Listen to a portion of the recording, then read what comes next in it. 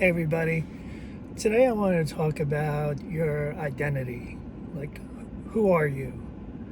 Because a lot of people, you retire and you kind of lose your identity.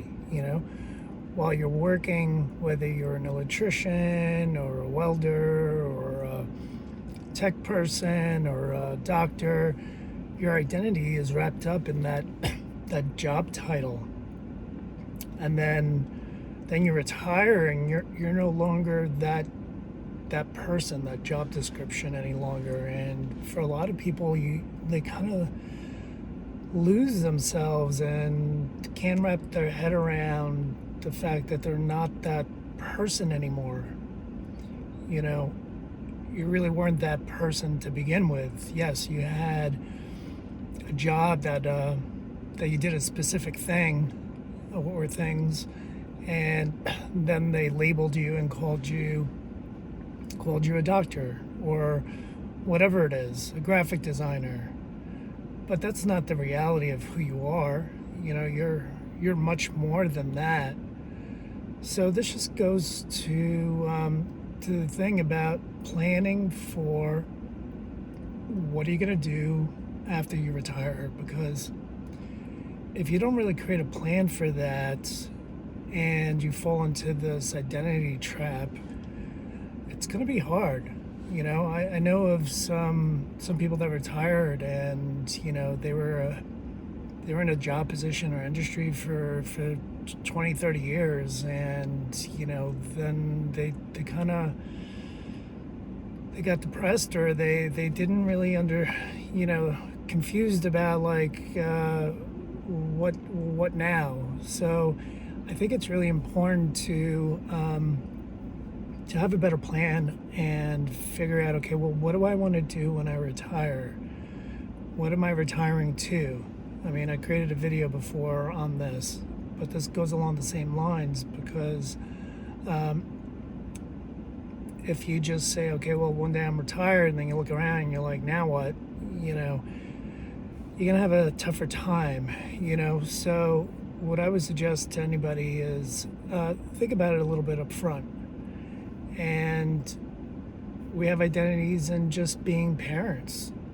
If you have kids, and then same thing. Your kids go off to school. Mine are pretty young right now, so their schooling is elementary school.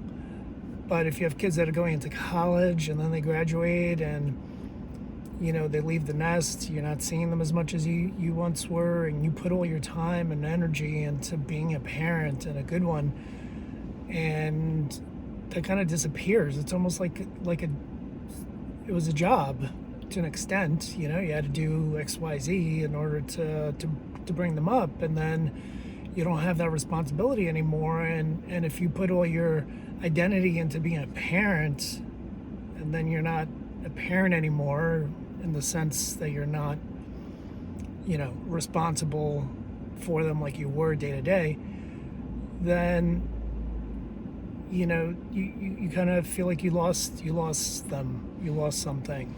And I'm just here to tell you you're much more than just that label that people give you as far as your job. And if we want to take it even more into like mindfulness, just even the name that you were given at birth, that's not who you are. Somebody gives you a nickname and now you got 2 different names or 10 different nicknames, but that doesn't make you're not Joe or Bob. Technically, you're a person, and somebody just made up a label so they know what to call you, so you'd answer them, type of thing. So there's labels for everything, but when it applies to retirement, that's the other thing. Are you going to label yourself a retiree or a part-timer?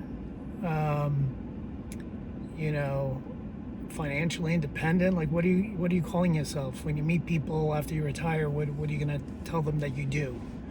You're going to tell them that you're retired. Or you're going to tell them, hey, like, I'm a barista, because now you work part-time at Starbucks, for instance. You know what I'm saying? So you don't necessarily have to be specific like that, but a lot of people put a lot of weight into these labels, and I'm telling you, you really don't. You're much more than what you were doing for the last 20, 30 years at your job. Hopefully you have other hobbies and activities and things like that, and that wasn't your only source of not entertainment, but what drove you. I know people can be really passionate about their jobs, but hopefully you're multifaceted and you have other things that you do. So if one thing falls off, you turn to something different. And maybe you might want to continue something freelance or part-time in line with what you were doing before, and that's okay too.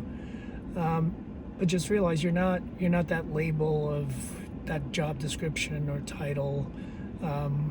You know, strive to like climb the corporate ladder, get promoted, and eventually you get that title that you're looking for, and then you're like, it doesn't really feel any different. Hopefully you're getting more money or what comes along with added job responsibility, and not just giving you a title change. We work towards those things, so that we don't feel like we're stagnant. But at the end of the day, it's just another label too.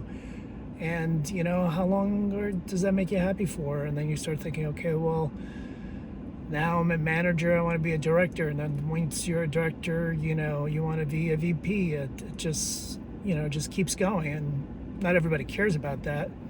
But at the end of the day, it's still a label. You retire, you're no longer that VP or the CEO of the company. You're just like everybody else, So it's interesting. So just some things to think about, like when you retire, what are you retiring to? Leave some comments down below. What type of label, if any, are you going to be giving yourself? Retiree? This is just me, like now I'm a pickleball player or whatever.